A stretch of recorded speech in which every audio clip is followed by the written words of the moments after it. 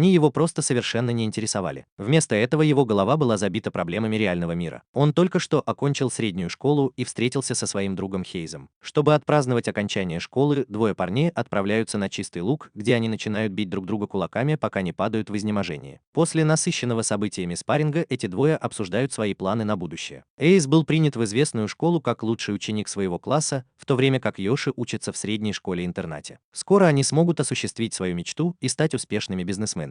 Йоши был принят в высшую бизнес-школу Джаду, и он не может дождаться, когда сможет жить в общежитии самостоятельно. Благодаря этому он наконец-то сможет покинуть дом своего дяди. К несчастью для Йоши, внезапно стало известно, что высшая бизнес-школа Джаду сгорела во время пожара. Йоши начинает искать альтернативное жилье везде, куда ни посмотрит. Комнаты были настолько дорогими, что его бюджет просто не мог их вместить. Кроме того, в некоторых квартирах требуется поручитель, а поскольку он несовершеннолетний и у него нет родителей, никто не может ему помочь. Все они просто советуют ему пожить в доме своего дяди. Йоши вспоминает свой разговор с дядей о том, что он может пожить у него в течение 6 месяцев, необходимых для завершения реконструкции общежития. Однако он чувствует, что его двоюродный брат начинает испытывать неприязнь к нему, поэтому пообещал как-нибудь найти жилье. Он сидит на скамейке в парке и думает, что же ему делать дальше, когда вдруг видит мальчика, который советует ему зайти в ближайшее агентство. Он заходит туда, и, к его удивлению, агент действительно знает, где ему можно поселиться. У них есть старая комната, которую можно снять, и там есть еда и удобства, и все это по карману Йоши. Йоши начинает подозревать неладное и спрашивает, нет ли подвоха в такой выгодной сделке, а агент смеется и говорит, что, возможно, там водятся призраки. Я испугался и выронил свой хот-дог. На следующий день агент приводит его в большой традиционный дом Котабуки, где сдаются квартиры. Они поднимаются в комнату 202, где будет жить Йоши. Он рад, что у него наконец-то есть своя комната, пусть даже она заставлена книгами и другой мебелью. Йоши узнает одну из книг, написанную его любимым автором и поэтом Раймом Ишики. Он радостно открывает книгу и с удивлением видит, что сам автор Ишики стоит в его комнате. Ишики объясняет, что он тоже живет здесь уже около 10 лет и приглашает Йоши в дом. В комнату заходит девушка и представляется Кугой, ученицей 2-го курса старшей школы.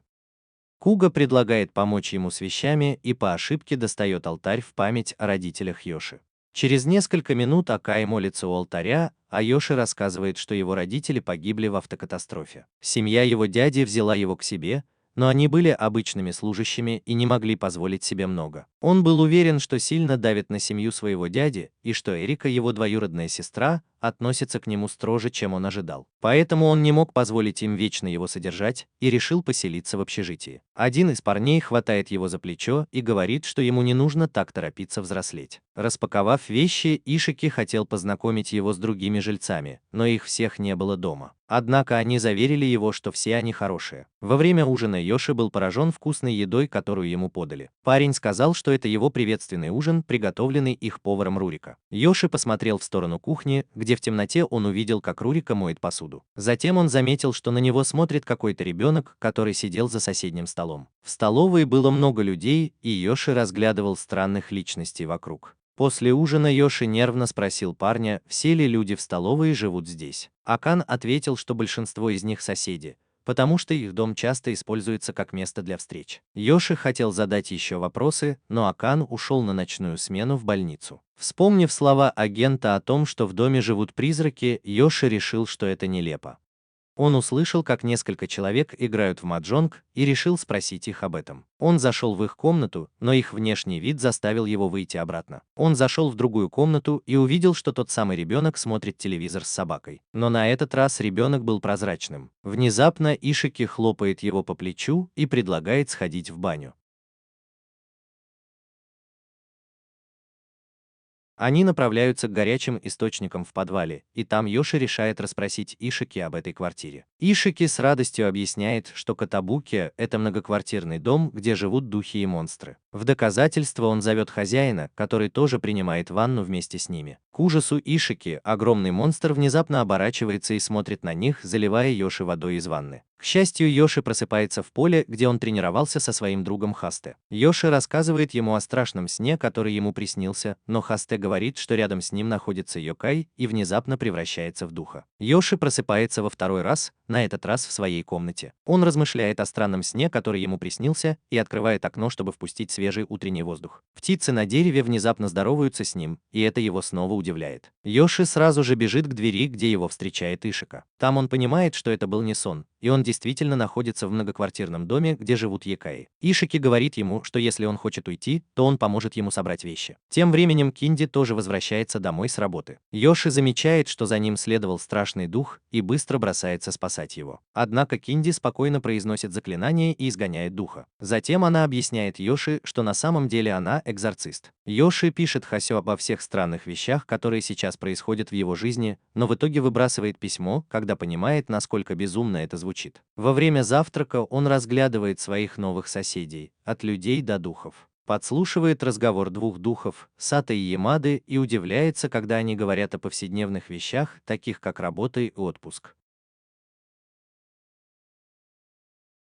Парень и его. Парень и его собака снова смотрят на него, и он пытается погладить их. К своему удивлению, он действительно может их коснуться. Кин объясняет, что их территория находится в особом барьере, который стабилизирует души умерших. Это позволяет ему видеть и касаться вещей, которые обычно недоступны. Исики спрашивает, решил ли он остаться здесь или вернуться к дяде. Еси вспоминает, как его родственники, похоже, были недовольны его присутствием, и говорит, что останется в квартире на следующие полгода. Рорика радостно готовит ему торт, чтобы он чувствовал себя как дома. Он благодарит ее, и пара бестелесных рук застенчиво машет ему на прощание. В школе все кажется нормальным, и Еси быстро знакомится со своим одноклассником и соседом по парте Таки Нака. После школы он возвращается в квартиру, где к своему ужасу кто-то приветствует его, когда он входит в дверь. К счастью, Исики позже объясняет, что это была Ханака, которая всегда провожает и встречает людей в прихожей. Акай тоже уверяет его, что он когда-нибудь ее увидит. Как и люди, якаи бывают хорошими и плохими. В квартире появляется все больше людей, и они знакомятся с Еси. Сначала это рыжеволосый парень по имени Акира Фуки, художник, и его собака Сигар. Затем появляется странный старик в повязке на глазу, антиквар, и начинает продавать ему рог единорога. Во время обеда Марика снова приготовила потрясающую еду, и сексуальная девушка по имени Марика начала флиртовать с Еси.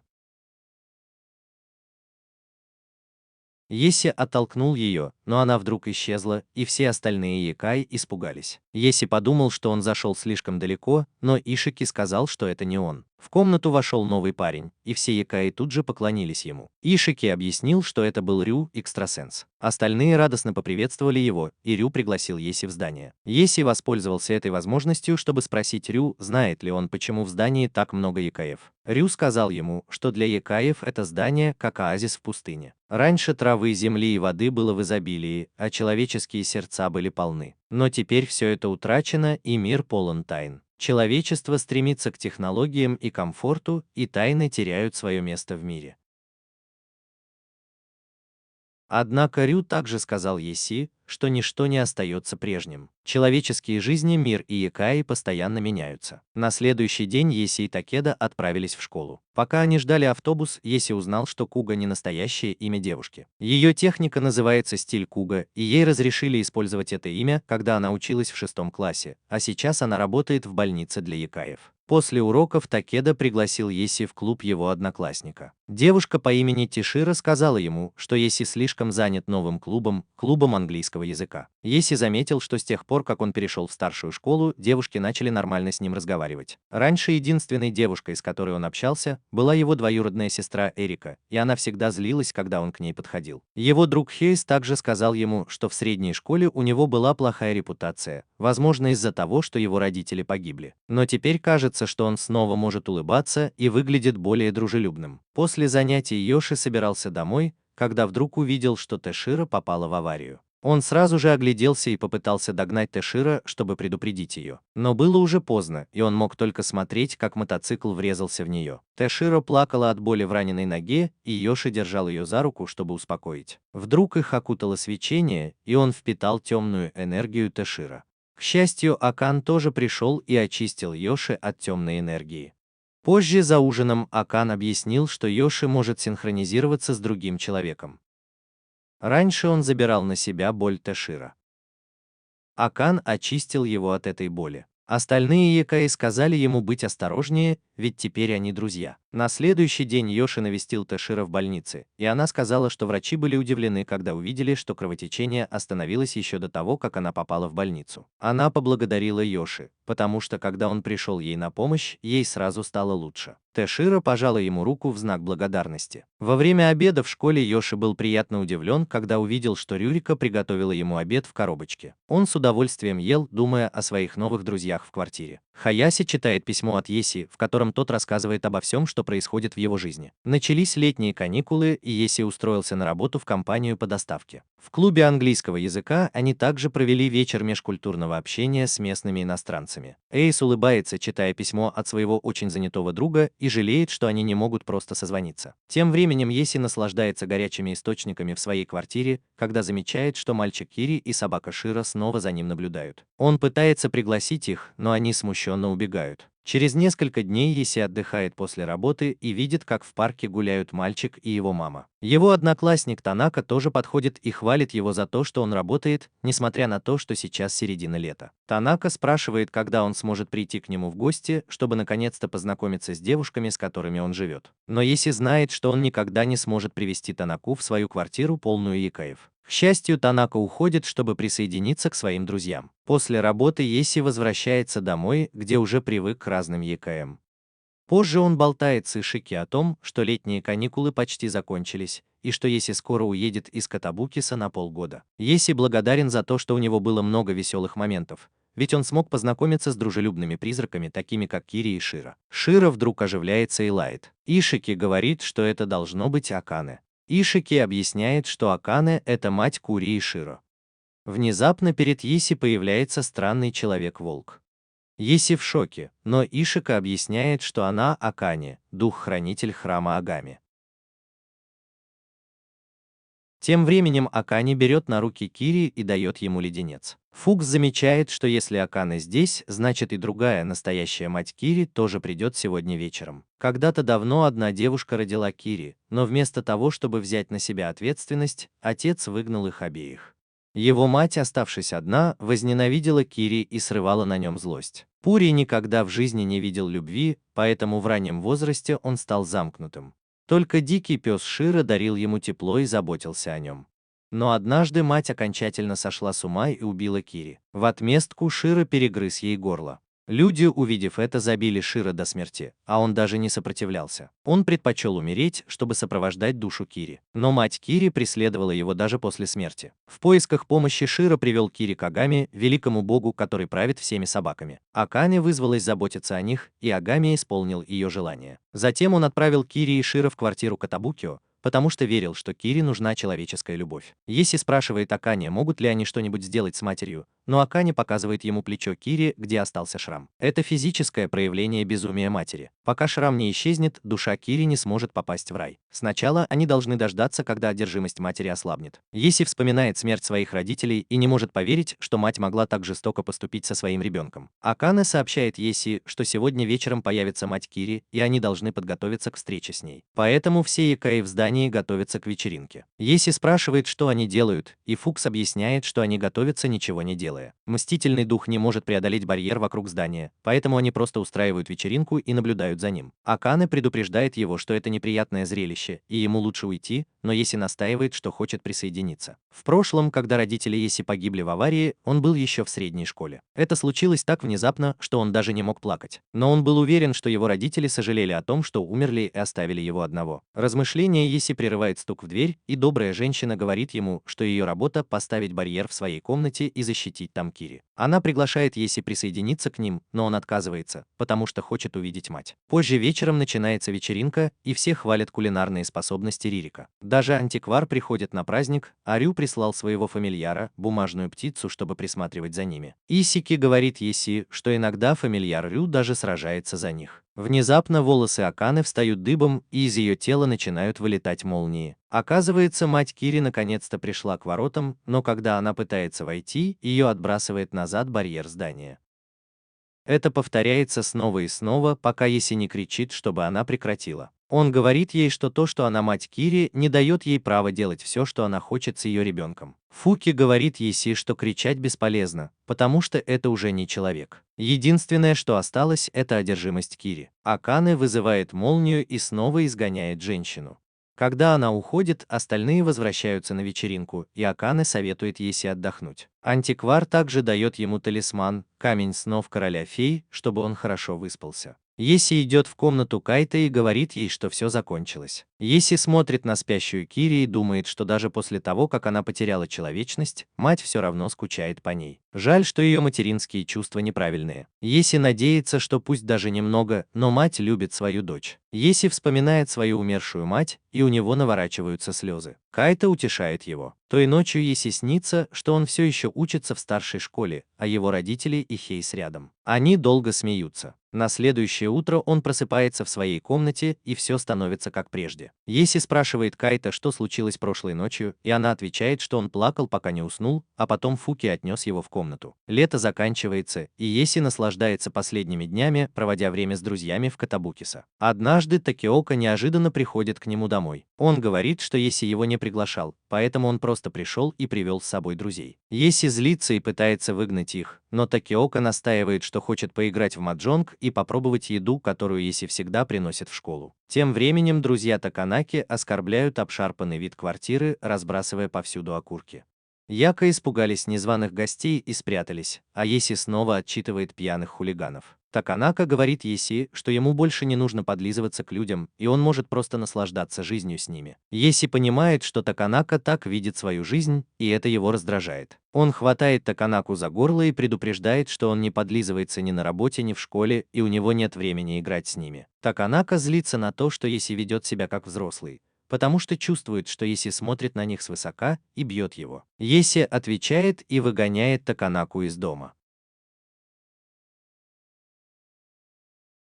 Но это заставляет его друзей наброситься на Еси и избить его. Тем временем Антиквар и Марика подбадривают его, попивая пиво. Внезапно игроки в маджонг ругают их за шум, который они устроили, и уходят. К своему ужасу Еси понимает, что игроки на самом деле демоны. Незваные гости напуганы людьми в масках, которые окружают их, и они чувствуют, что за ними наблюдают из-за деревьев. Исики тоже появляется и говорит им, что они больше не должны связываться с Еси. Есть вещи в этом мире, в которые они не должны вмешиваться, если не хотят, чтобы их жизнь была разрушена. Разъяренный Фуки тоже избивает их и ругает за то, что они испортили его сад. Еси замечает, что Фуки просто хочет подраться, и Исики тоже говорит, что даже на выставках Фуки он просто дерется. Хулиганы убегают, а Таканака бросает последний злобный взгляд на Еси и убегает. В тот вечер в квартире устроили прощальную вечеринку в честь Йоши с пивом, барбекю и рыбой. Даже Акане отправила Йоши стихотворение, в котором пообещала никогда его не забывать. Тем временем Антиквар вырвал у Рю волосок и вставил его в кулон, который подарил Йоши на прощание. Добрый человек также прочитал молитву над кулоном, и тот ярко засветился. На втором семестре Йоши переехал в студенческое общежитие. Там он быстро подружился с одним из своих соседей по комнате, Ишии. А другой его сосед по комнате, Кага, был тихим второкурсником, с которым было трудно общаться. Йоши боялся, что в общежитии могут быть хулиганы, но большинство студентов держались особняком, как Кага. Выйдя из комнаты, он увидел, что один новичок потерялся и вызвался помочь ему. Йоши заметил, что хотя в общежитии нет хулиганов, никто никому не помогает. Он понял, что его общение с другими становится все более поверхностным. В общежитии тоже кормят, но Йоши это не нравится по сравнению с едой, которую готовила Рюрика. Он вспомнил, как Ишики однажды сказал ему, что Рюрика мечтала открыть ресторан. Она уволилась с работы хостес и собиралась открыть свой ресторан, но ее убил сталкер. Рюрика умерла, не успев осуществить свою мечту, и последнее, что она увидела, были ее собственные руки. Призрачная Рюрика подходит к Йоши и пишет на листке бумаги, что ее мечта не сбылась, и она очень счастлива. Йоши понял, что еда Рюрика была такой вкусной, потому что она готовила с любовью. А в общежитии официантка с улыбкой подает еду, но студенты заняты своими делами и даже не замечают ее. Однажды Еси возвращается в общежитие и видит, что Танака держится за лицо. Он быстро вбегает и спрашивает, не напали ли на него, но Танака грубо отталкивает его и говорит, что это не его дело. Затем он убегает, оставив Еси переживать за него. Позже той же ночью Еси продолжает думать о Танаке.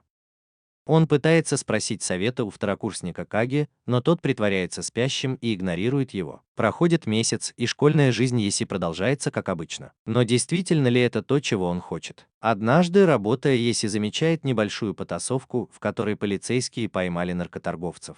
К его удивлению, он видит среди задержанных испуганного Танаку. В школе все обсуждают, что Танака связался с плохими людьми. Еси не может не думать, что если бы он больше прислушивался к Танаке, то смог бы ему помочь. Может, если бы он принял его предложение дружбы, то не попал бы в плохую компанию. Тем временем в другом городе Хейс удивляется, почему его друг давно ему не пишет. Еси возвращается в Котабуки, чтобы поговорить и увидеться со всеми. Но его переполняет чувство вины и осознание того, что он уже не с ними, и он не может войти. Наступают зимние каникулы, и жизнь Еси по-прежнему состоит из школы и работы. Он начинает сомневаться, действительно ли ему приснилась квартира Якой, или это просто плод его воображения. Еси кажется, что мимо проходит Рё, но когда он хочет окликнуть его, то понимает, что это была девушка.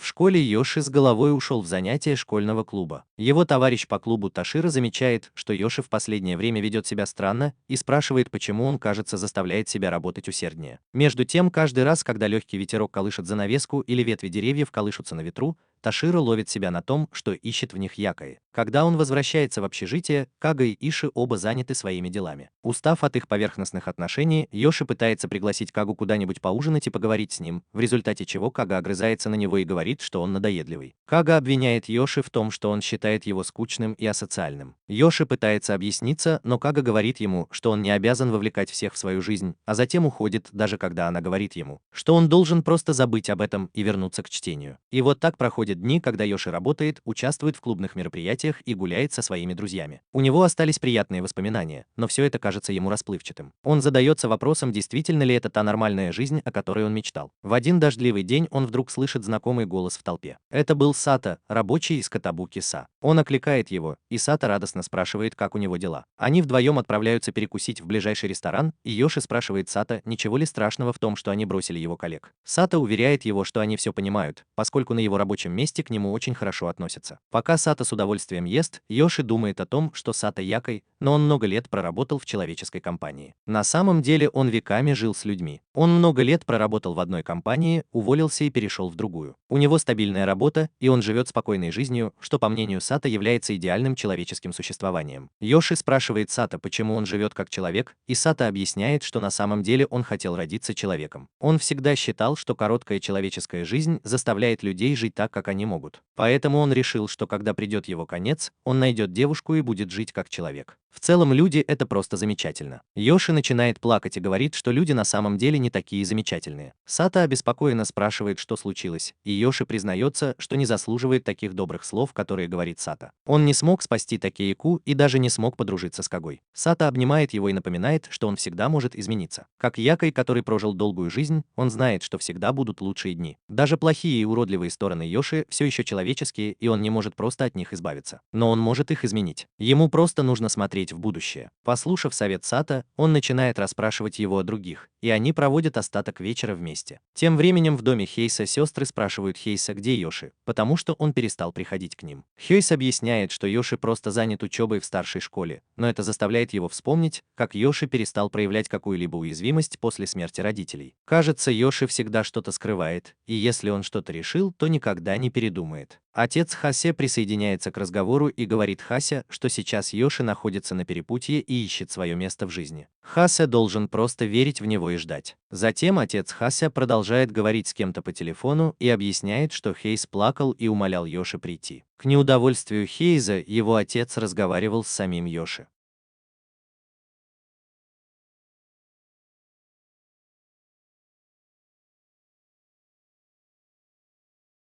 В итоге они встречаются. Они идут в ресторан, где Йоши рассказывает о своих занятиях в клубе. Хейс рад, что его друг, кажется, чувствует себя лучше, и Йоши признается, что ему удалось поговорить с кем-то намного старше себя, и это помогло ему по-новому взглянуть на жизнь. Они рады видеть друг друга, и Хейс говорит, что это важно, потому что у людей разные ценности и нужно сравнивать их, чтобы развиваться. Тем временем сам Хейс полон решимости завести много знакомств и добиться успеха в будущем. После их встречи Йоши понимает, что Хейс все еще думает о своем будущем и спрашивает себя, что ему делать. Однажды к нему в общежитие неожиданно приходит его двоюродная сестра Эрика. Эрика спрашивает, почему он не приезжал на каникулы, но улыбается, когда видит, что с Йоши все в порядке. Они идут на берег реки поговорить, и Йоши спрашивает себя, не сделал ли он что-то не так, раз Эрика пришла к нему. Как ни странно, Эрика показывает ему открытку, которую он прислал, когда только переехал, и говорит, что он счастлив в Котабуке. Затем Эрика признается, что никогда не ненавидела Йоши. Ей просто было некомфортно жить с ним, потому что он всегда сдерживал свои чувства и подавлял их. Но когда она узнала, что он был так счастлив на новом месте, мысль о том, что она больше никогда его не увидит, причинила ей боль. Эрика плачет и извиняется за свое поведение, и они мирятся. Разговор по душам помогает Йоши принять решение, и он спешит домой собирать вещи. Он благодарит своих соседей по комнате за то, что они приютили его, и возвращается в Котабуки, где наконец появляется Ханака и приветствует его. Остальные устраивают вечеринку в его честь, и Йоши говорит им, что он наконец-то дома. Йоши полностью вернулся в Котабуки, и по утрам его встречают птицы и вкусная еда, приготовленная Рурика на завтрак. В это судьбоносное утро в квартиру Йокая приходит новый персонаж,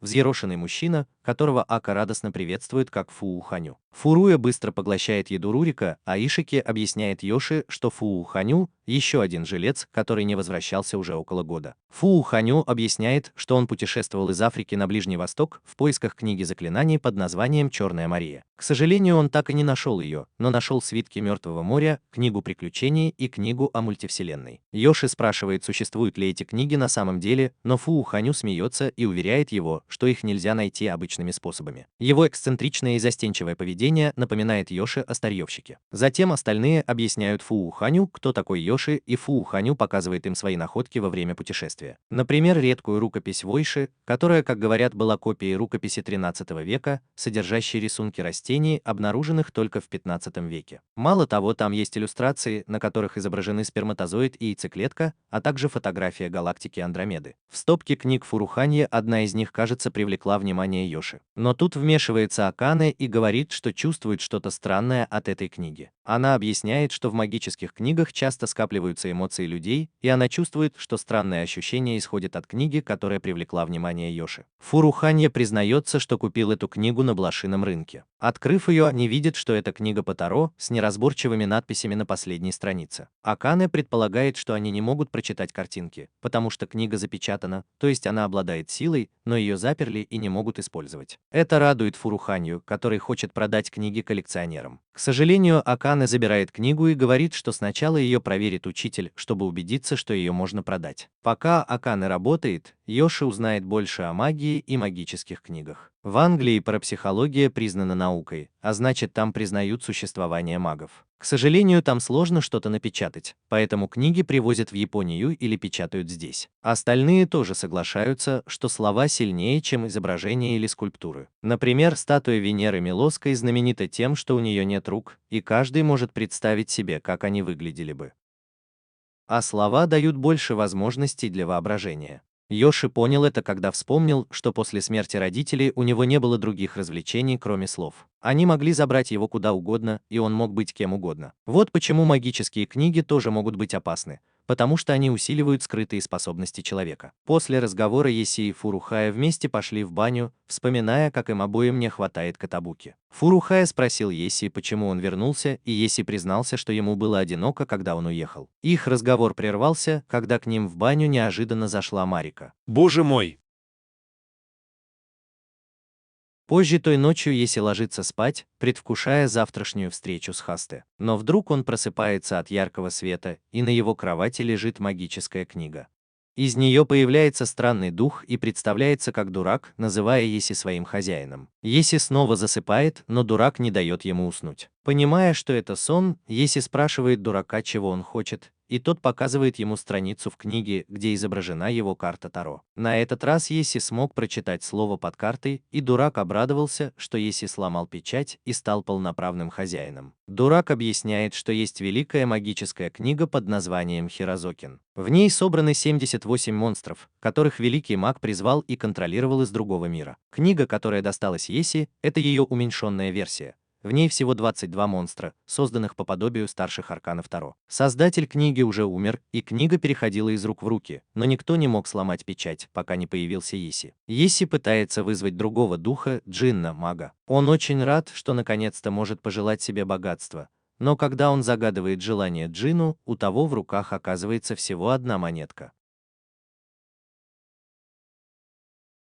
Дурак объясняет, что они всего лишь уменьшенная версия оригинальной книги, поэтому у них не так много сил. Йоши пытается вызвать другого духа, Сильфиду, но в результате налетает такой сильный ветер, что у него вылетают все окна. Затем он пытается вызвать отшельника Чакму, но это оказывается всего лишь сонная старая сова. Наконец он вызывает духа ветра Кейтсид, но это оказывается просто ленивая кошка, которая предсказывает, что завтра будет дождь. Разочарованный Йоши просто ложится спать. На следующий день Йоши встречается с Эйсом, но пара грубых бандитов портит им настроение. Они платят и уходят, но бандиты снова идут за ними. Эйс просит их уйти, но они нападают на него. Он пытается убежать, и когда один из них пытается его остановить, Эйс толкает его на мотоциклы. Они убегают, но через несколько минут бандиты догоняют их на мотоциклах. Они убегают и оказываются на заброшенной стройке, где прячутся в забаррикадированной комнате. Йоши спрашивает Хейса, сможет ли он отпугнуть бандитов своим черным поясом и навыками кудо, но Хейс признает, что это работает только с людьми, которых можно напугать. Большинство современных бандитов поддаются эмоциям и совершают безумные поступки. Они слышат, как бандиты кричат за дверью и готовятся к драке. Появляется дурак и спрашивает Йоши, нужна ли ему помощь, и тот понимает, что это был не сон. Тем временем глаза Хейса расширяются, когда он видит дурака. Дурак представляется Хейсу и объясняет, что он верный слуга Йоши. Йоши быстро рассказывает о своем сне, в котором он видел волшебную книгу с запечатанными в ней духами. Хейс хватает Йоши и требует, чтобы тот рассказал подробнее, но стук в дверь становится все громче, и Йоши говорит, что у них нет времени. Дурак предполагает, что Йоши призвал Цербера, но вместо него появляется маленький щенок. Дурак объясняет, что он вырастет только через 200 лет. Йоши призывает другого духа, гиппогрифа. На этот раз это была большая птица. Йоши радостно говорит, что они могут на нем улететь, но гиппогриф уже улетел. Дурак объясняет, что гиппогриф гордый зверь, и нужно знать, как на нем ездить. Йоши быстро листает книгу, чтобы найти кого-нибудь более полезного, и предлагает призвать водяного духа. Так Йоши призывает императрицу Мароу. Но вместо того, чтобы смыть врагов, она просто создает небольшой дождь и лужу.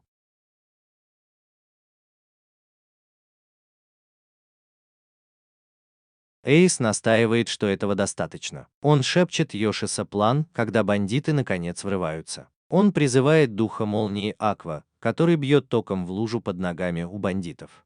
Один из оставшихся бандитов достает нож, но Хейс легко обезоруживает его. Дурак напоминает Йоши, что гиппогриф может улететь, и Йоши вспоминает, что нужно снова запечатать его в книгу. Возвращающаяся птица пугает оставшихся бандитов, и они теряют сознание. Так они благополучно сбегают от бандитов. Йоши спрашивает Эйса, откуда он знает о воде и молнии из книги, но Эйс отвечает, что 4 стихии всегда присутствуют в любой магической системе в художественной литературе. Это включает в себя огонь, воду, землю и ветер. А в некоторых системах есть пятый элемент, называемый Кай. Когда они добираются до Катабукио, Йоши спрашивает Хейса, не хочет ли он зайти, но тот отказывается. Вместо этого он просит Йоши когда-нибудь рассказать ему все в подробностях. Йоши заходит в квартиру, и добрая женщина быстро сообщает ему, что книга, которую ей дала Фурухани, исчезла. Она беспокоится, что потеряла ее, но Йоши говорит, что книга на самом деле у него. Он объясняет остальным, что произошло. Добрая женщина говорит, что должно быть это судьба, что книга досталась ему, ведь она уже видела его сверхъестественные способности. Йоши вспоминает, что когда умерли его родители, он ни во что не верил. Но с тех пор, как он переехал в эту квартиру, его взгляды начали меняться. Он не знает, что ему делать, но остальные уверяют его, что всегда могут помочь. На самом деле это хорошо, что он учится, потому что теперь он может справиться с любыми проблемами, связанными с призраками. Остальные хотят узнать, как он призвал Ишики, и хотят увидеть смерть. Поэтому Йоши призывает Танатоса, маленького духа с косой. Остальные смеются над его призывом, но добрая женщина говорит, что это хорошо. Призывы используют жизненную энергию хозяина, поэтому если бы он призвал настоящего Хирозаикина, он бы скорее всего умер от одного призыва. Она предлагает начать тренировать духовную силу Йоши с завтрашнего дня. дня. На следующий день добрая женщина будет Йоши и заставляет его встать в таз с водой. Затем она заставляет Йоши читать заклинание, пока обливает его водой. Йоши спрашивает, что это, и она объясняет, что это сутра, которая усиливает духовную силу. Позже Йоши удивляется, что он проделывал это непрерывно в течение 2 часов. Затем он идет в ванную и плотно завтракает с Кин. После завтрака Кин объясняет, что он смог продержаться 2 часа, потому что был в трансе или в состоянии медитации. Например, индийский инструмент ситхар, как говорят, вызывает альфа-волны в мозгу. Таким образом, люди, играющие на нем, часто не замечали, что прошло много времени. Это бессознательная часть разума, источник экстрасенсорных и духовных способностей. Затем она говорит ему отдохнуть, потому что они продолжат позже. Тири успокаивает Йоши, и он обнимает его за то, что он единственный, кто не заставляет его тренироваться. Они засыпают вместе, пока Кин не будет его и не дает ему обед, один тост. На следующей тренировке они заходят в комнату, освещенную свечой, и Акай дает Йоши новую сутру для чтения. Они читают сутру вместе, к удивлению Йоши. Слова вскоре слетают со страницы и кружатся вокруг него. Если бы он съел полноценный обед, его бы стошнило от тошноты. Кин выводит Йоши из транса и говорит, что на этот раз он медитировал 5 часов. У Йоши все болит, поэтому Кин дает ему стакан воды, а Фурухане отводит его в ванную. Потом он снова плотно ужинает. Это стало для Йоши обычным делом на всю неделю. Но его беспокоило одно. Он все время вспоминал свое обещание Хейсу все объяснить. Ему звонит сам Хейс, и он уже собирается все объяснить, как и обещал, но Хейс внезапно сообщает, что завтра приедет к нему домой. Наступает день приезда Хейса, и Йоши волнуется, что Хейс может не одобрить Яку. Наконец Хейс приезжает на мотоцикле с несколькими коробками. Перед тем, как войти, Йоши решает кое-что сказать Хейсу. Через несколько минут Хейса встречает добрая женщина. Хейс быстро дарит ей цветы и благодарит за все, что она делает для Йоши. Он также угощает ее шоколадом, чем завоевывает ее расположение. Она с восторгом ведет его знакомиться с другими жильцами квартиры. Затем он позирует перед Фуксом и Ишики, чтобы поблагодарить их за помощь Йоши. Он дарит им вино и еду. Затем он вспоминает, что Йоши говорил ему, что в квартире живут Яку, и идет знакомиться с ними.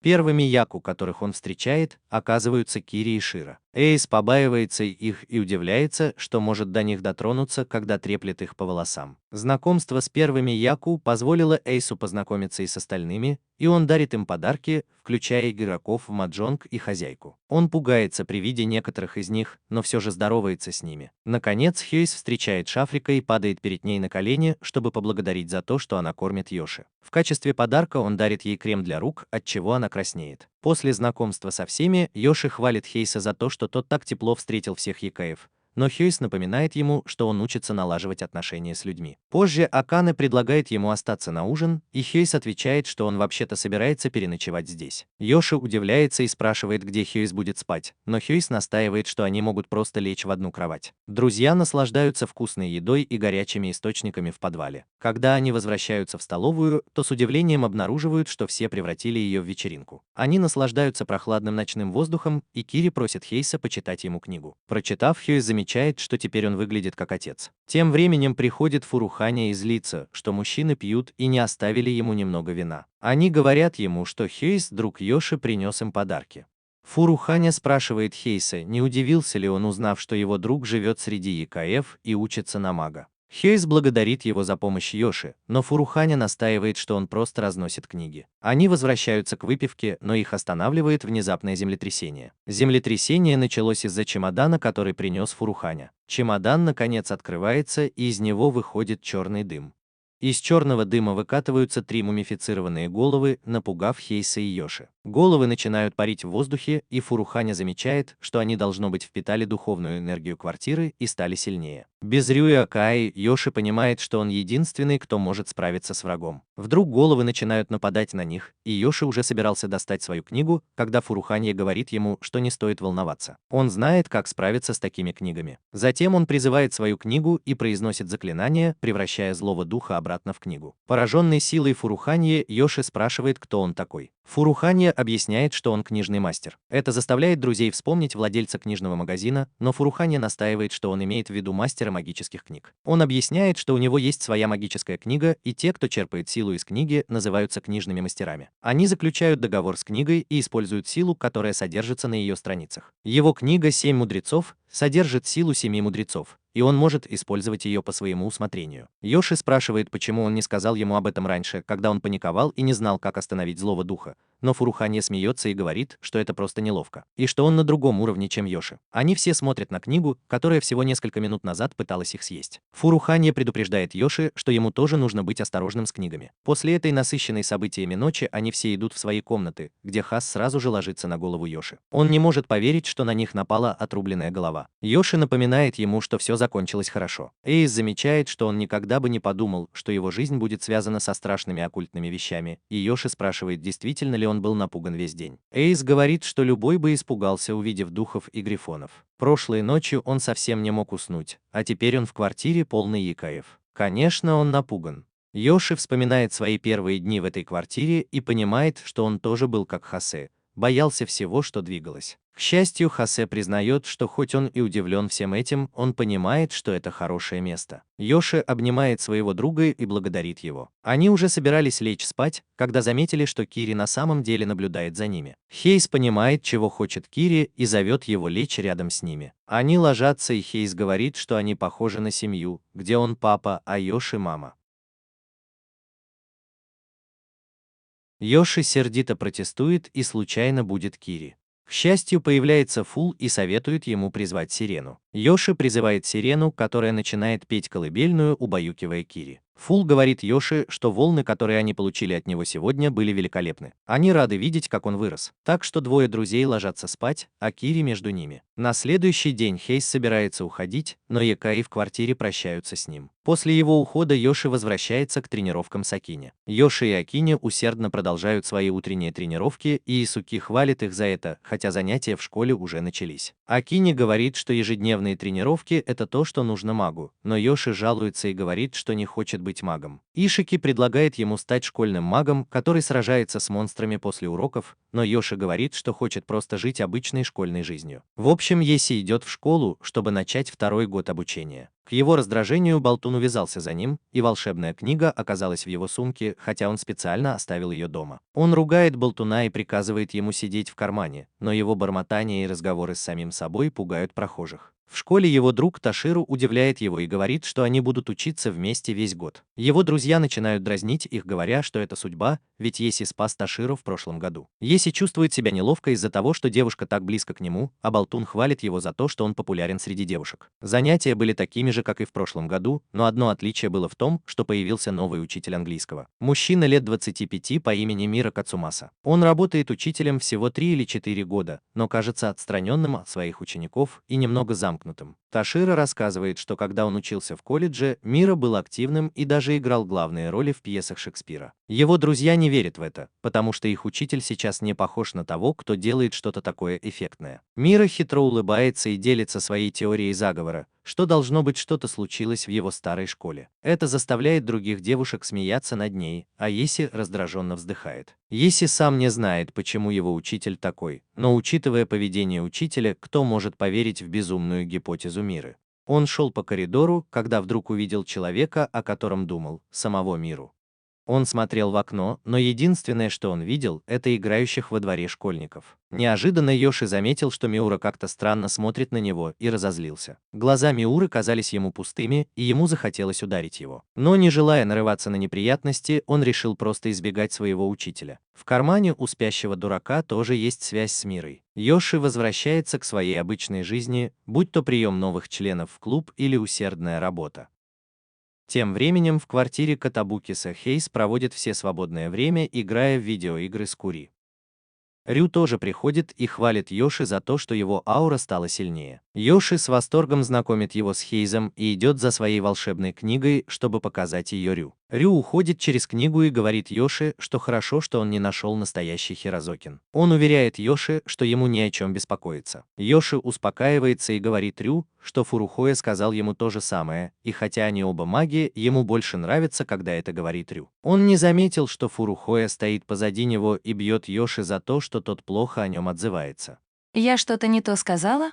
Затем появляются остальные, и проходит еще одна вечеринка в честь возвращения Рю. Позже ребята купаются в горячих источниках, и Йоши замечает рану от меча на плече Рю. Фуру Ханья рассказывает, что иногда спиритуалисты помогают раскрывать преступления, и в прошлом Рю помог полиции поймать секту каннибалов. В итоге секта взорвала здание, но Рю, к счастью, удалось спасти заложников. Рю также рассказывает, как Фуруханя однажды не смог достать секретные сообщения от банды разбойников, и в итоге его подстрелили. Фуки также вспоминает, как его напугала разбитая бутылка якудзы, а Ишики жалуется на свою фанатку, которая однажды пыталась его убить. Они все смеются, рассказывая истории из своей жизни, и шокируют Йоши и Хейса тем, что могут смеяться над такими опасными для жизни событиями. После бани Хейс и Йоши не могут не восхищаться тем, что все здесь настоящие взрослые люди. Хейс замечает, что все, кто раньше его окружал, были просто старыми людьми, которые ему льстили. Здесь же все живут своей жизнью. Внезапно дом начинает трястись, и Йоши выглядывает в окно, чтобы посмотреть, что происходит. К его удивлению, на него смотрит огромный глаз циклопа.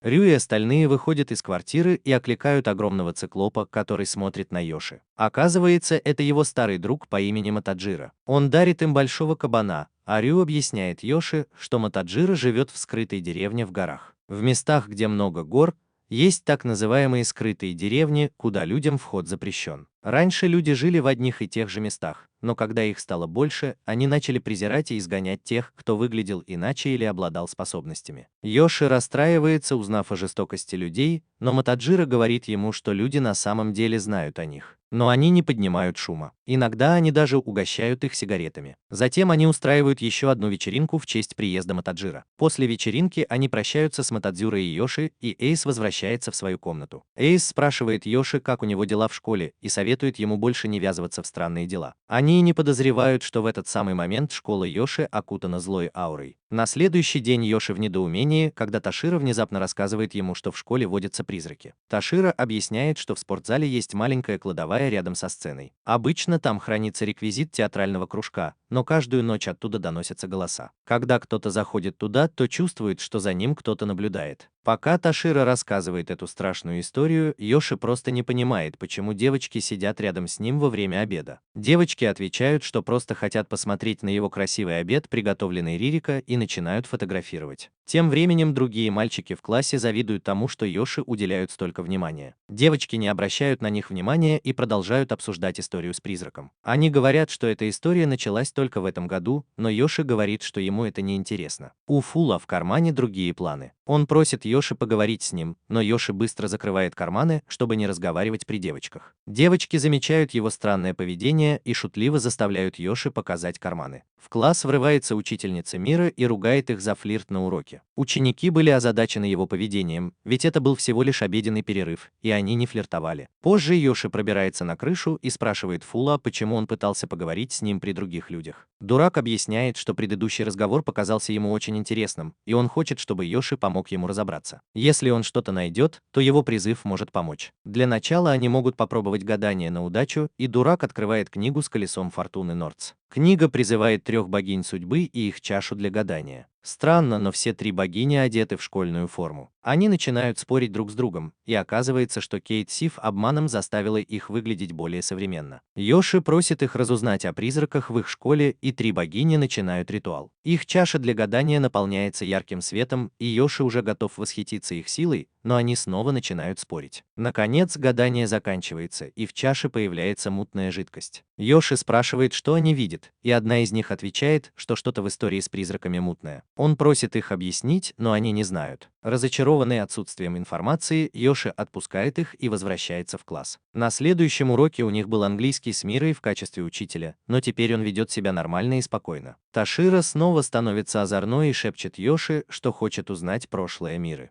Тем временем ревность другого парня к близости Йоши с девушками продолжает расти. После урока Йоши собирается идти на работу, но ему преграждает путь группа парней. Они окружают Йоши и просят поделиться с ними девушками. Йоши не боится и смотрит им прямо в глаза. Один из парней бьет его ногой в спину, и Йоши говорит дураку, что они должны напугать этих хулиганов, но не причинять им вреда. Дурак достает книгу, и Йоши вызывает карту Таро, которая называется «Суд». Раздается громкий хлопок, от которого трясется все здание и разлетаются мальчишки. Йоши слышит, как учителя бегут посмотреть, что случилось, и он быстро собирает свои вещи и уходит. Позже вечером Йоши рассказывает остальным о своем насыщенном событиями дне. Он жалуется на громкий звук, который раздался, когда он вызвал карту, и который был похож на выстрел из пушки. Фуки уверяет его, что это хороший урок для хулиганов. Ревность — это нормально, но Йоши, который дружит с девочками и показывает свои эмоции, растет. Если бы не это, он бы просто скрывал свои чувства и застрял бы в жизни. Йоши вспоминает себя прежнего, который закрывался от людей, и снова благодарит Хаст за то, что она помогла ему выбраться из своей скорлупы. Тем временем дурак ругает Йоши за то, что он использует их для всяких глупостей, когда они должны заниматься чем-то более важным, например, расследовать истории о призраках. На следующий день дурак радуется, когда Йоши наконец идет в спортзал, чтобы исследовать кладовку. Йоши хватает его и спрашивает, почему он всегда подталкивает его к расследованию. И дурак признается, что на самом деле хочет, чтобы Йоши был похож на главного героя манги или аниме. Тогда они бы отправились в путешествие по всему миру. Йоши кричит, что его мечта — стать государственным служащим. К его удивлению, дурак уже исчез, и там была Ташира. Ташира признается, что она тоже пришла сюда, чтобы расследовать дело Миры, так как он советник драматического кружка. Они заходят в магазин, и Йоши сразу чувствует, что воздух стал тяжелым. Дурак шепчет Йоши, что там точно что-то есть. Ташира начинает осматривать стену, но находит только парик, скотч, сценарии и другие вещи, которые используются в драм-кружке. Йоши замечает, что на стене что-то написано, и пытается оторвать картонку. Что же было под ней?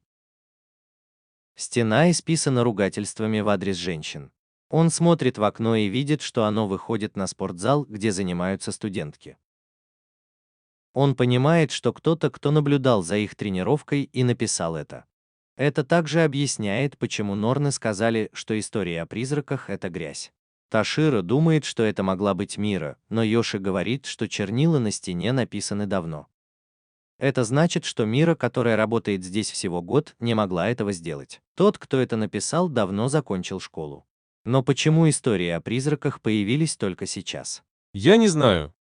Йоши размышляет над этой загадкой, предполагая, что кто-то, кто испытывает неконтролируемую ненависть к женщинам, мог это написать. Постепенно эти чувства накапливались в стене, и негативные эмоции усиливались. Но что произойдет, когда стена заполнится до конца? Внезапно кто-то хватает Ташира сзади. Это была Мира, которая держала Ташира как заложника и спросила, что они здесь делают. Йоши замечает, что ее глаза снова стали пустыми. Он пытается объяснить, но темная аура внезапно покидает надпись на стене и поглощается Мирой. Мира внезапно начинает бормотать что-то о том, что девушки должны умереть, а затем одним движением руки отбрасывает Ташира. Йоши ловко ловит Таширу, но из-за столкновения они оба врезаются в полки. К счастью, с ними все в порядке, но когда они приходят в себя, Миуры уже нет. Ташира был удивлен, насколько нечеловечески сильной оказалась Миура, и она решает, что приложит все усилия, чтобы узнать его секреты. Тем временем Йоши поднимается на крышу и ругает Фула за то, что тот не предупредил его о приходе Миуры. Затем он снова призывает Норн, чтобы они рассказали, что произошло. На этот раз Норны одеты в свои обычные наряды и начинают ритуал. К сожалению, они говорят ему, что то грязное, что они почувствовали, исчезло из комнаты. Это сбивает Йоши с толку, ведь он видел рисунки на стене всего несколько минут назад. Он задается вопросом, может ли Йокай просто так исчезнуть, но Эфуэл говорит ему, что это невозможно. Призраки и Йокаи отличаются друг от друга и появляются в виде, который могут почувствовать другие Йокаи. Йоши все еще хочет узнать больше, поэтому он призывает Альчакму. Он спрашивает, знает ли он что-нибудь грязное и неподвижное, но не являющееся ни Йокаем, ни призраком. Чакма предполагает, что это может быть портал в мир демонов, из которого наружу выходит негативная энергия. Однако Эфуэл говорит им, что это невозможно, так как дыра в мир демонов просто так не открывается, а если бы она открылась, то мгновенно превратила бы человека в монстра. Чакма еще немного думает и предполагает, что это могут быть воспоминания о чем-то. Он рассказывает, что в прошлом один лорд убил свою жену и любовницу, когда застал их вместе,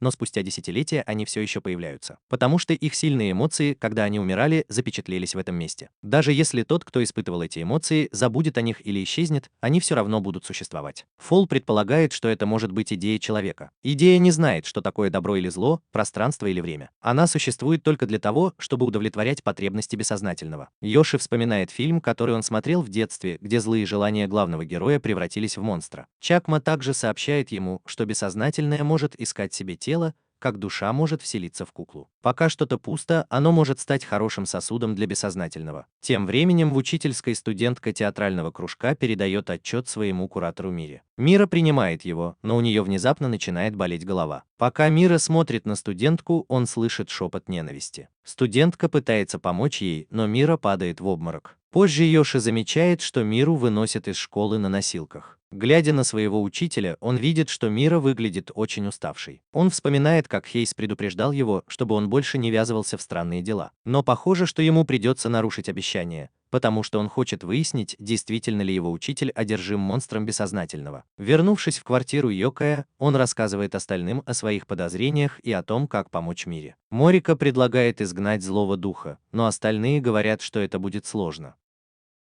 Во-первых, ему нужно разрешение Миры или его семьи. К сожалению, большинство людей подумают, что ему нужна медицинская помощь, а не изгнание духа. Он не может просто ворваться в комнату Миры и провести обряд изгнания. Пока Еси размышляет, как помочь своему учителю, Сато говорит, что раньше было еще хуже.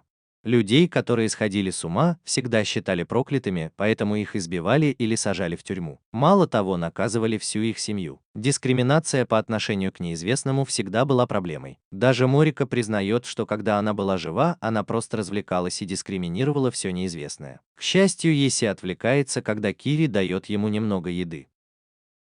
Позже Еси звонит Таширо и говорит, что она снаружи и у нее есть новая информация. По ее словам, Мира раньше преподавала в школе для девочек. Это была очень богатая и конкурентоспособная школа, и Мира была консультантом в драматическом кружке. К сожалению, девочки тоже могут быть очень неприятными, особенно по отношению к новым учителям. У Миры была ссора с девочками, которая закончилась тем, что с ним случилось что-то ужасное, изменившее его внешность, и он отказался возвращаться в школу. После попытки восстановиться, Мира снова преподает в этой школе. Еси понимает, что Мира, вероятно, был опустошен из-за того, что девушки сломали его гордость и уверенность в себе. И это сделало его возможным сосудом для монстра, который тоже ненавидит девушек. Тем временем в больнице Мира снова испытывает ненависть к девушкам. Еси и Таширо направляются в больницу, чтобы навестить Миру, но на парковке для велосипедов внезапно появляется Миура и нападает на Таширо. Затем он достает нож и замахивается на нее. Прежде чем Миура успевает ударить Таширо ножом, Еси быстро достает свою книгу и призывает бронзу. В округе раздается гром, который уничтожает все велосипеды и отбрасывает Миуру от Таширо. Таширо в безопасности, Еси отбрасывает нож Миуры в сторону и оттаскивает его. Он хочет, чтобы Мира выглядела как обычный прохожий, который испугался взрыва и упал. Он знает, что если Миру поймают полицейские, это ничего не решит. Затем он будет Таширо, которая, к счастью, ничего не видела. Он отводит ее домой, а затем идет к себе. Дома Таширо радуется, что Акан вернулся, и рассказывает ему обо всем, что произошло. Акан хвалит Еси за то, что он быстро сообразил и спас Миру, ведь это не его вина, что он был одержим. Но Таширо не считает это совпадением. Ако указывает на факты. Во-первых, в кладовке была сильная ненависть к женщинам. Во-вторых, Мира перевелась в их школу. В-третьих, женщины опустошили сердце Миры. Возможно, это не было совпадением, и это судьба Миры. Они задаются вопросом, почему он преследует Таширо, и Еси предполагает, что это может быть потому, что Мира видела их в магазине, а Таширо – популярная девушка. С точки зрения Миры, она была бы отличной первой жертвой. После этого его разум постепенно будет разрушаться, и врачи или полиция сочтут его психически больным. Йоши говорит, что хочет спасти Миру. Если судьба свела учителя с монстром, значит судьба свела его и с Йоши. Перед тем, как исчезнуть, Йоши приходит в больницу к Мире. Йоши кажется, что Мира здорова. Она разговаривает и смеется, как обычный больной учитель. Но Таширо тоже приходит и поднимается на крышу, чтобы позвонить. Но как только Мира видит ее, его поведение меняется. Он просит Йоши принести вазу для цветов, которые он принес, а потом уходит, когда Йоши выходит из палаты. Он идет за Таширо на крышу и снова нападает на нее, душит изо всех сил. Йоши появляется как раз вовремя, чтобы увидеть, как темная аура Миры внезапно поглощается Таширо. Когда вся тьма из него уходит, Мира падает, а Таширо превращается в бумажную куклу. Это был магический предмет, который появился и навсегда запечатал монстра в бумаге.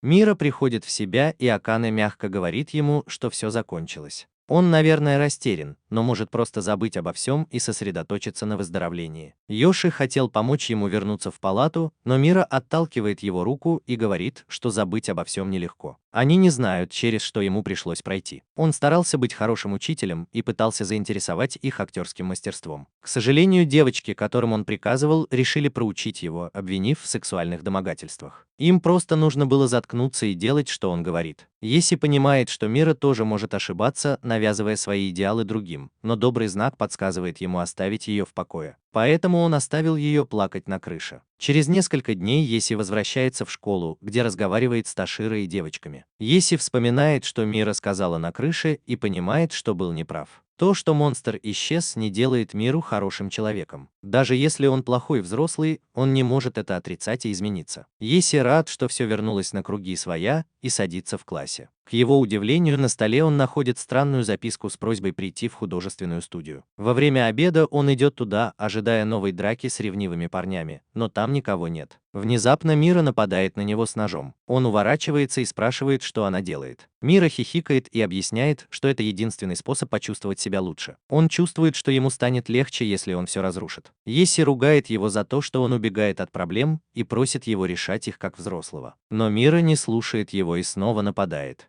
Не имея выбора, Еси достает книгу и снова призывает Бронса, вызывая мощный взрыв в художественной студии. Он приходит в себя и обнаруживает, что лежит под грудой сломанной мебели. К счастью, появляется Шут и советует ему призвать карту Таро силы големов. Он как каменная статуя, которая легко раскидала обломки, придавившие Йоши. Затем он увидел, что Мира без сознания, но все еще сжимает нож. Он ждал, когда придут учителя, и вздохнул с облегчением, что все наконец закончилось. Позже, тем же вечером, он вернулся домой весь в бинтах. Он спрашивает Фула, может ли он немного контролировать Бронза, ведь тот продолжает все разрушать, но Эфуэл отвечает, что ему просто нужно научиться контролировать свою силу. Той ночью он рассказывает остальным, что произошло, и сокрушается, что не смог спасти Миру. Они утешают его и напоминают, что когда ты зачерпываешь воду руками, часть ее все равно просачивается, и Йоши тоже не может спасти всех. Все, что он может сделать, это радоваться тому, что вода все еще у него в руках. Даже Рио не смог спасти каннибалов, которых ему поручили поймать, но он спас их жертв. Чтобы отвлечь Йоши и подбодрить его, они решают просто накормить его. Тем временем Хейс тоже приходит и ругает Йоши за то, что он снова подвергает себя опасности. Месяц спустя Йоши снова сталкивается с группой бандитов. Эфуэл предлагает снова призвать Бронза или Гиппогрифа, но на этот раз Йоши смеется и просто убегает от драки. Так начались летние каникулы Йоши на втором курсе. Во время каникул он решил повысить свой уровень духовной подготовки, и добрая женщина с радостью дает ему новые сутры для чтения, пока обливает его холодной водой. Эту новую сутру было действительно трудно читать не только из-за того, что вода застилала ему глаза, но и из-за того, что холод мешал ему сосредоточиться. Ему казалось, что он все время тонет, и когда Акане объявляет, что тренировка окончена, он падает на землю. Приходит Фуки и, несмотря на его протесты, несет его в ванную, как и раньше. Приходит Рю и тоже вызывается помочь, если он снова упадет. Затем он завтракает, но перед глазами все расплывается, и он засыпает. Он просыпается и видит, что лежит рядом с Кури и Рю, которые рассказывают ему, что произошло. Так продолжалось всю неделю. Утром он тренировался с Кином, его относили в ванную, он засыпал во время завтрака, а потом просыпался рядом с Кири. Прошла неделя, и Кин заметил, что Йоши наконец-то не упал в обморок во время тренировки. Мало того, он смог сам дойти до ванной. Даже Фул похвалил Йоши за тренировку и сказал, что его аура улучшается. После ванны Йоши попытался взвеситься и с удивлением обнаружил, что за неделю похудел почти на 10 килограммов. Фуки заметил, что его тело изменилось, и когда Йоши посмотрел на себя, то увидел, что он просто кожа до кости. Даже вкусные блюда Рурика не вызывали у него аппетита. Увидев это, Акане сказала, что сегодня у них не будет тренировки. Йоши задумался о своем состоянии и понял, что он все-таки не вырос. Фури утешил его, предложив поиграть в видеоигры весь день. Когда пришло время ужина, у него наконец-то появился аппетит, и он смог съесть то, что приготовила Рурика. Ишики сказал, что его тело и душа нестабильны, потому что он еще молод. Вчера он мог смотреть в одну сторону, а сегодня в другую. Но если он заблудился, значит он растет. На следующий день у него снова пропал аппетит, и он провел все утро в своей комнате. Даже дурак понял намек и не стал его беспокоить. Он пытается отдохнуть, но не может избавиться от чувства, что ничего не меняется, поэтому просто выходит из дома. Тем временем Ташира и ее друзья наслаждаются отдыхом, купаясь в бассейне. Еси решает прогуляться по окрестностям, размышляя о своих чувствах. Он и раньше так себя чувствовал, когда жил с дядей, особенно когда случались неприятности, и ему хотелось на кого-нибудь сорваться. Там он не мог этого сделать, поэтому просто бродил по окрестностям, вспоминая, что, возможно, так и не вырос с тех пор. Он садится на скамейку, смотрит на солнце, но его постепенно клонит в сон, и он просыпается, когда уже наступила ночь. К его удивлению, в кармане у него оказалась волшебная книга, и он вспоминает, как дурак обещал, что они всегда будут с ним. Остальные рассказывают, что у них тоже были проблемы и тревоги в молодости. Фукс говорит, что в школе был настоящим хулиганом. Его тревоги прекратились, когда он нашел радость в рисовании. Конечно, у него все еще бывали периоды упадка, и ему было о чем подумать, но он решил, что рисование – это то, чем он хочет заниматься в жизни. Все его воспоминания, неуверенность и боль теперь просто хорошие воспоминания. Рю и Акин тем временем рассказывают ему, что с самого рождения их жизненный путь был предопределен. У него все еще есть тревоги, но он просто должен их преодолеть. Если бы он этого не сделал, то не выжил бы. Все их истории заставили Еси понять, чего ему не хватает. У него нет решимости стать магом, но остальные всегда были рядом и помогали ему. Он решает, что даже если он не сможет стать магом, воспоминания о том, как он общался с другими, останутся с ним. И ради этого он сделает так, что все его страдания станут частью его самого. Это будет его решением. На следующее утро они снова начинают тренироваться, но на этот раз, когда Еси начинает читать заклинания, он чувствует, как его душа покидает тело и улетает в облака. Там он купается в ярком свете и плачет. И вот так Акай говорит ему, что они закончили. Еси удивился, что время уже прошло. Он рассказал о том, что видел Акаю, и тот объяснил, что это называется божественным вдохновением, знаком того, что Еси преодолел свои ограничения. Раньше его тело было нестабильным из-за нагрузки, но теперь он наконец-то в порядке. После тренировки Еси почувствовал, что снова стал прежним, начал есть и наслаждаться едой Варика. Увидев, что Еси вернулся в норму, Рю объявил, что уходит. Еси бросился за ним и спросил, был ли он здесь только потому, что беспокоился о нем, и Рю признался, что так и было. Ему нравилось наблюдать за ростом Еси. Еси не выбрал магию, поэтому он будет помогать ему, чем сможет. В награду за то, что Еси закончил тренировку, Рю объявил, что наложит на него магическое заклинание. Затем он резко ударил его головой и сказал, что дал ему третий глаз. Позже Ишики объяснил Еси, что третий глаз – это не орган зрения, а орган интуиции. Открыв третий глаз, Еси сможет получить сверхъестественное озарение. Еси не понял ни слова из того, что они говорили, поэтому Кири, который подслушал их разговор, нарисовал у него на лбу третий глаз. Остальные посмеялись над ним, но все были рады, что Кири стал более активным в последнее время. Дурак похвалил Еси за то, что он закончил тренировку, и сказал, что его духовная сила возросла.